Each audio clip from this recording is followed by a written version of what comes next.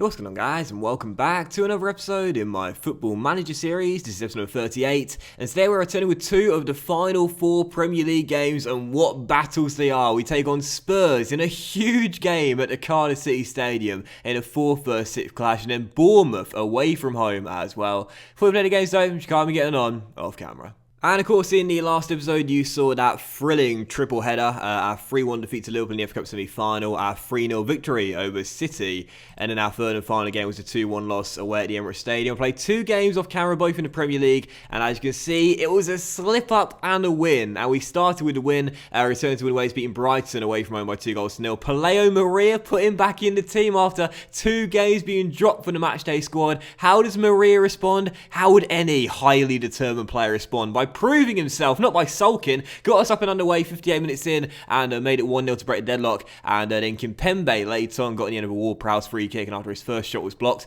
he turned the rebound to make it 2-0 as we battled back to win the game after just one win our last 5. But following that, a very big slip up at home to struggling Southampton just above the relegation zone. This, you would think, was a banker, but it didn't work out that way. We may have got in front 3 minutes in. Maria once again, 2 goals in 2 games. Great to see the youngster starting to play well again. But 20 minutes to go as we were still leading by 1. Southampton were huffing, they were puffing, they were trying to blow the house down. Eventually they did and broke through. Nathan Redmond, his first shot saved by Onana, but he turned in the rebound, got the equalising goal, and the Saints got a massive point in their bid to stay up. But for us, a huge 2 points dropped, and that means now we've only had 2 wins in our last 7 games in all competitions. 12-game win streak, and now only 2 wins in our last 7. Really poor.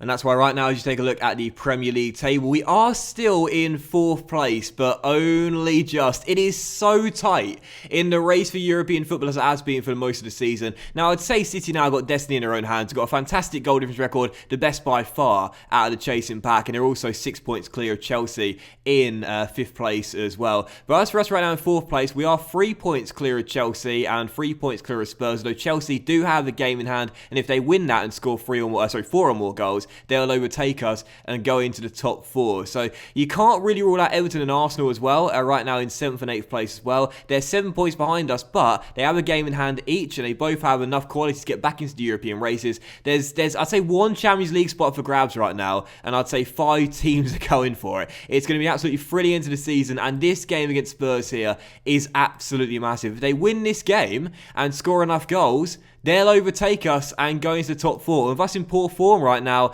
we've got to make sure it doesn't happen. So heading into the game, 4-2-3-1, we stick with the same systems we play in for most of the season. And this is our team right now. In the injury report, Ben Davis got an injury in training.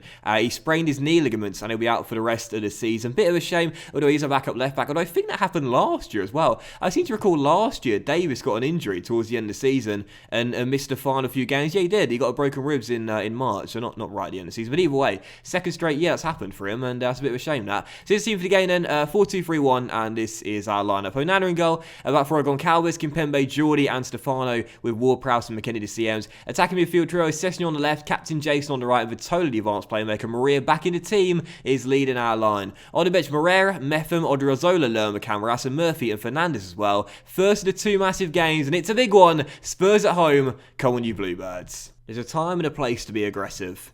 And I must say, after a poor run of form, that there is temptation to kick a few water bottles and get into the faces of my players, but I'm not going to do that just yet. We've still got a few games to go, so instead I'll say passionately, we owe Tottenham, after what happened in our last match, go out there and get revenge. Come on, boys. We're playing for pride, and we're playing for the Champions League as well. Let's get out there and make sure we impose ourselves on this game. Everyone has got a good thumbs up reaction. Everyone is confident out there and motivated, so let's get out there and find ourselves a win, because we desperately need one here. A draw isn't a bad result, but again, Chelsea still have that game in hand, so a win would be massive to pull away from 5th and 6th. Come on.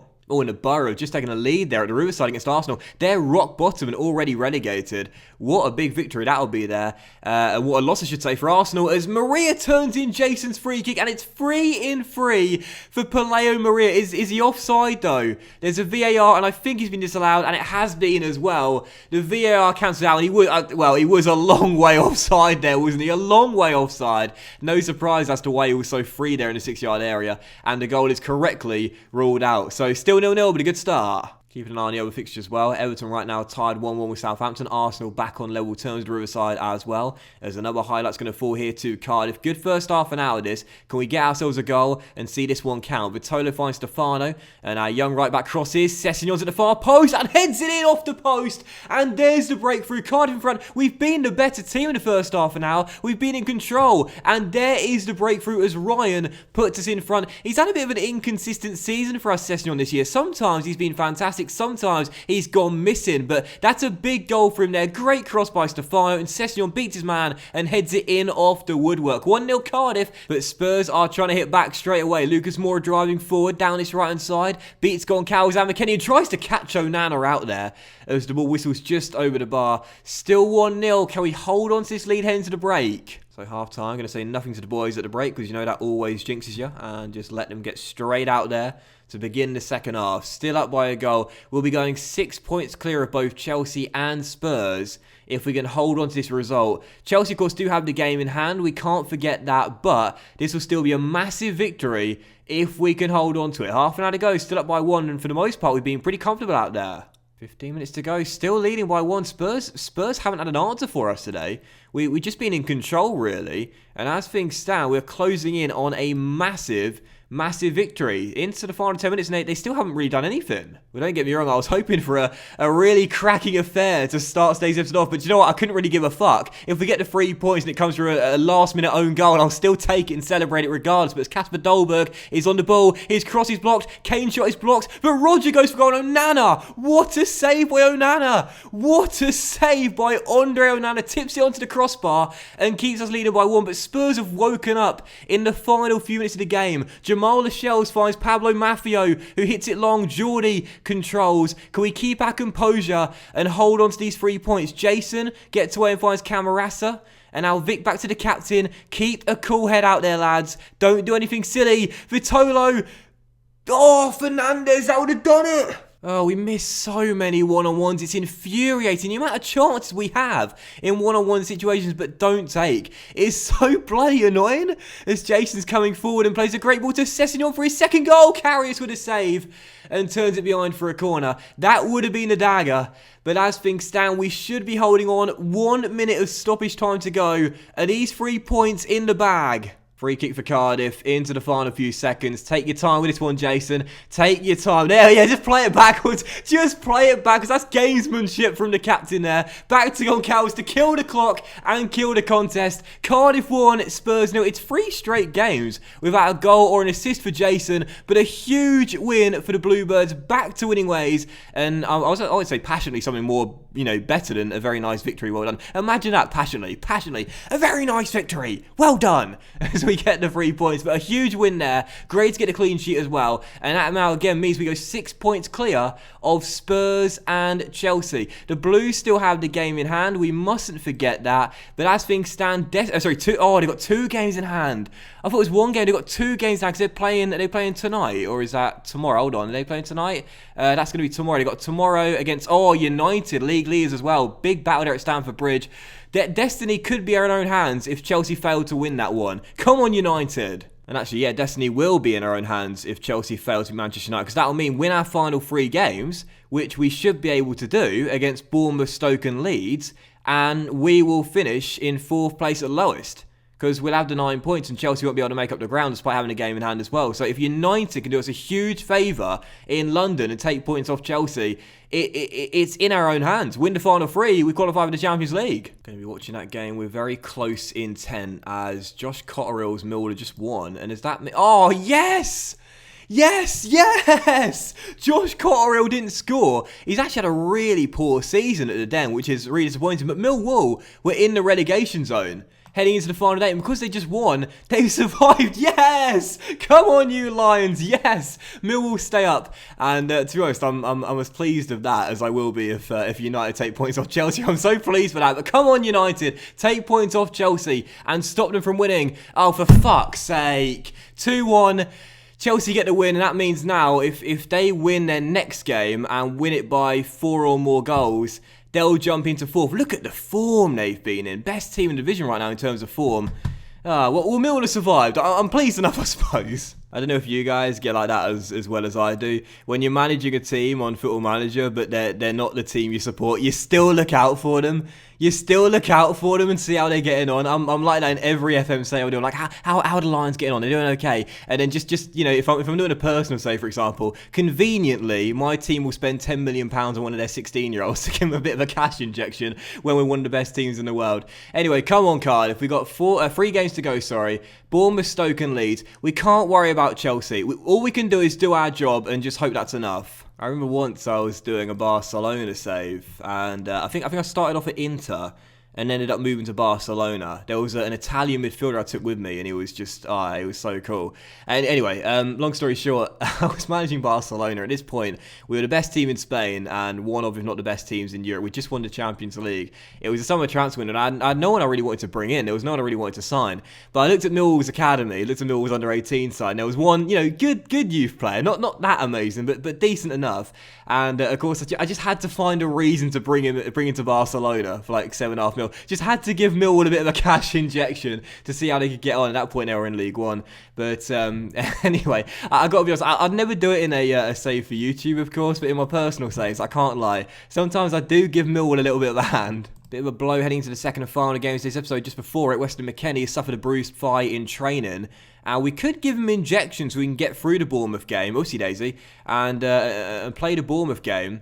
But I never like to give injections. Before, I pretty much never ever give players injections ever. But it is only a bruised thigh, to be fair. And there is only 3 games to go. So this goes against everything I stand for. But Weston McKennie, you're getting a needle, son. I love that. It's only a bruised thigh, says the person that cries when he breaks a fingernail.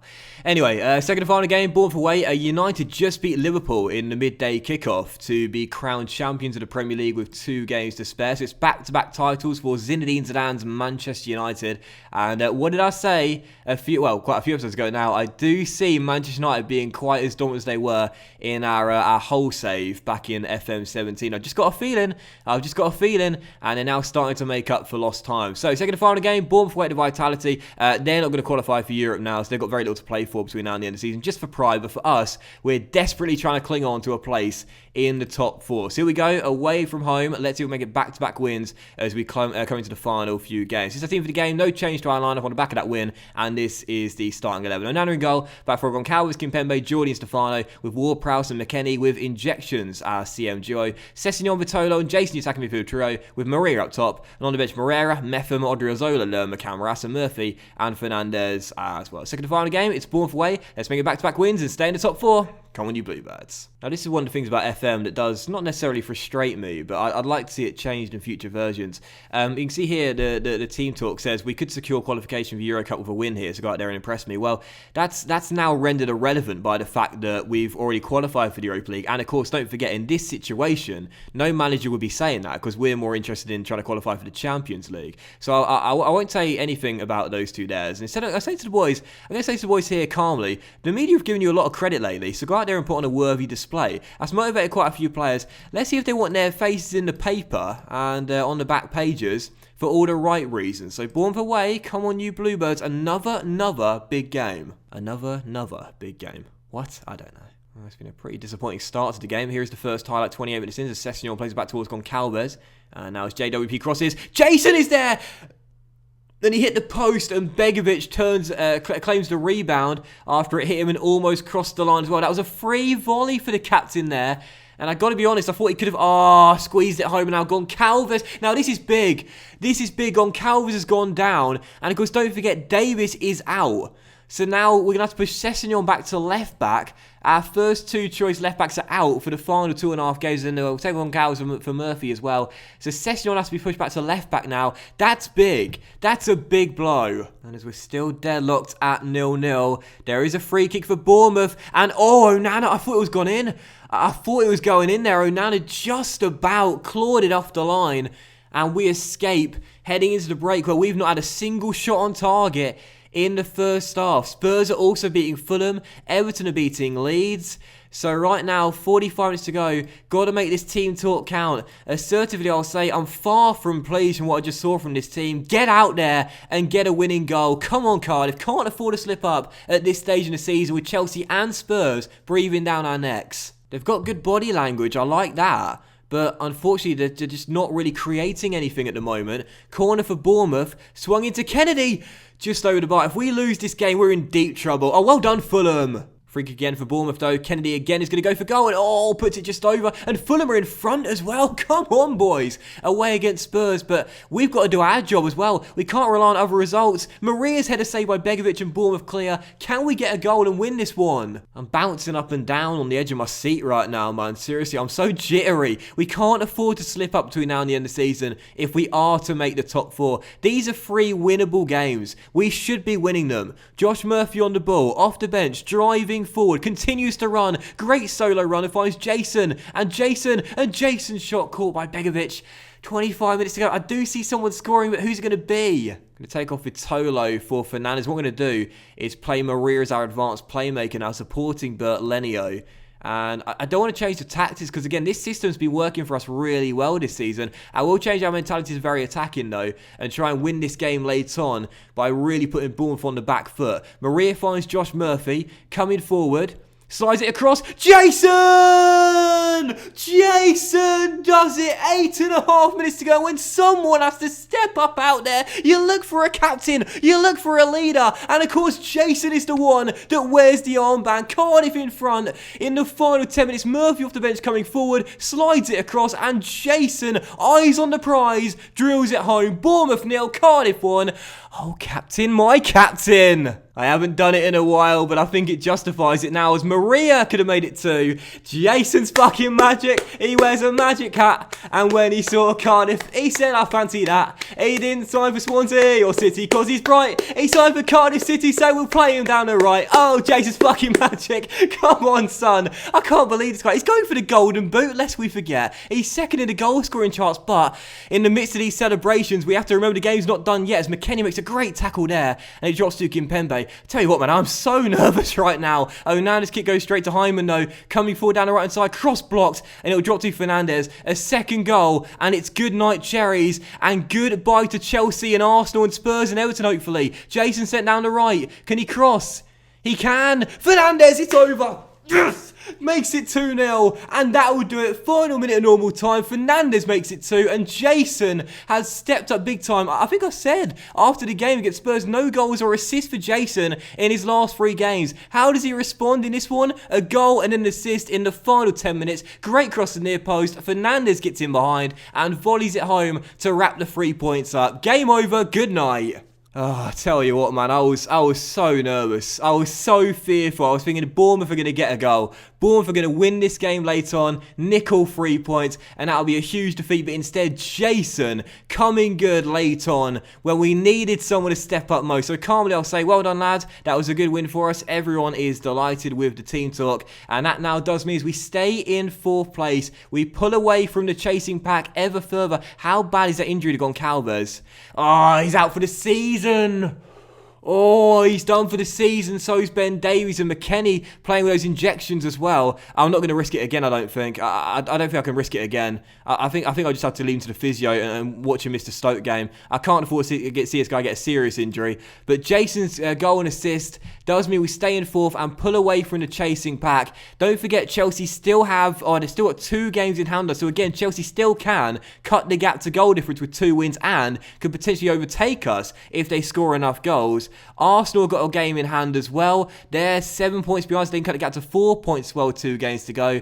The job's not done yet. Big win. Job's not done yet, but win our final 2 games, and that should mean we'll finish in the top 4. But that will end today's episode of the Football Manager series, guys. So a big thank you for watching. Really hope you have enjoyed it. If you did enjoy today's episode, please drop a like. As likes are, of course, very appreciated, and a really up channel out as well. Much love to you all. Have a fantastic weekend, and I will see you for the season finale tomorrow, where we take on Stoke City at home and Leeds United away, where 2 wins from our final 2 should give us Champions League football. Don't miss season finale. It's going to be a thriller. Much love, and I'll see you for it very soon. Bye now.